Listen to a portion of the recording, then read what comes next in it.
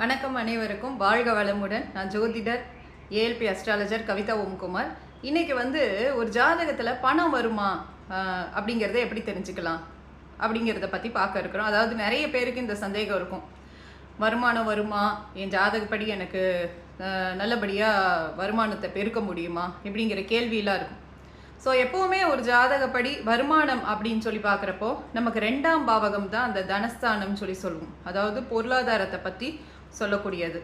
இப்போ 2ஆம் பாவகம் அதன் அதிபதி நல்லா வலிமை பெற்று அந்த பாவக அதிபதி நல்ல நிலையில் இருந்தால் கண்டிப்பாக வருமானம் சார்ந்த விஷயங்கள் நல்லபடியாக இருக்கும்.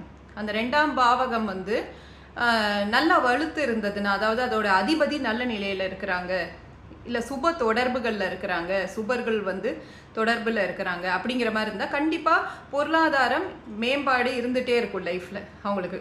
சரிங்க. இப்போ 2ஆம் பாவகம் மட்டும் கிடையாது, நம்ம ஏதாவது ஒரு வேலை பார்த்தா தான் வருமானம் வரும். ஸோ அப்போ அந்த வேலைக்கு தொடர்பு படுத்தக்கூடிய அந்த 10ஆம் பாவகம் அதன் அதிபதி அந்த 10ஆம் பாவகத்தோட நிலைப்பாடும் நல்லா இருக்கணும். சரிங்களா? அது அடுத்தபடியாக 3வது கண்டிஷன் என்னென்னா, நம்மளுடைய அந்த 11வது பாவகம் லாபத்தை பெருக்கக்கூடிய ஆற்றல் அப்படின்னு சொல்லக்கூடிய அந்த 11ஆம் பாவகம் அதோடைய நிலைப்பாடும் நல்லா இருக்கணும்.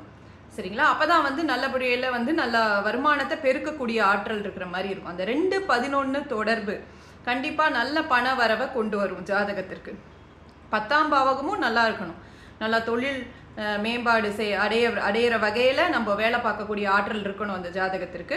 ஸோ இந்த மாதிரி இந்த பாவகத்தின் அடிப்படையில் இதெல்லாம் நல்லா இருக்கணும். அதை தவிர்த்து 5ஆம் பாவகம் மற்றும் 9ஆம் பாவகம், அதாவது நம்மளோட அதிர்ஷ்டம், பூர்வ புண்ணியம், இதெல்லாம் சொல்லக்கூடிய இந்த 2 பாவகங்களும் நல்லபடியாக வலுத்து இருக்கணும். சரிங்களா? அதோட அதிபதியோட நிலைப்பாடும் நல்லா இருக்கணும். முக்கியமாக ஒரு ஜாதகத்தில் லக்னம் நல்லா இருக்கணும்.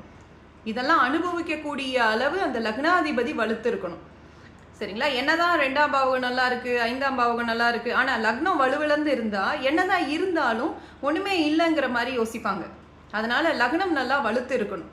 லக்னங்கிறது இப்போ மழையில் நமக்கு கொடை போல், சரிங்களா? அது மாதிரி அது நம்ம எந்த அளவு லக்னம் ஸ்ட்ராங்காக இருக்கோ அந்த அளவுக்கு ஒரு ஜாதகர் அந்த செல்வ வளத்தை அனுபவிக்கக்கூடிய வகையில் அந்த ஜாதகர் இருப்பாங்க. ஸோ லக்னம், லக்னாதிபதி இந்த அவங்களோட நிலைப்பாடும் நல்லா இருக்கணும். நம்ம என்னென்ன பார்த்துருக்கோம்னா 2ஆம் பாவகம், 11ஆம் பாவகம், 10ஆம் பாவகம், 5, 9 மற்றும் லக்னம் இதெல்லாம் நல்லா இருக்கணும். அடுத்தபடியாக மெயினாக குரு தனகாரகன் அப்படின்னு சொல்லக்கூடிய அந்த குரு நல்ல நிலைப்பாடில் ஜாதகத்தில் இருக்கணும். நல்ல 9ல் போய் குரு இருக்கிறது, குரு நட்பு நிலையில் இருக்கிறது, ஆட்சி நிலையில் இருக்கிறது, இதெல்லாமே நல்ல நிலை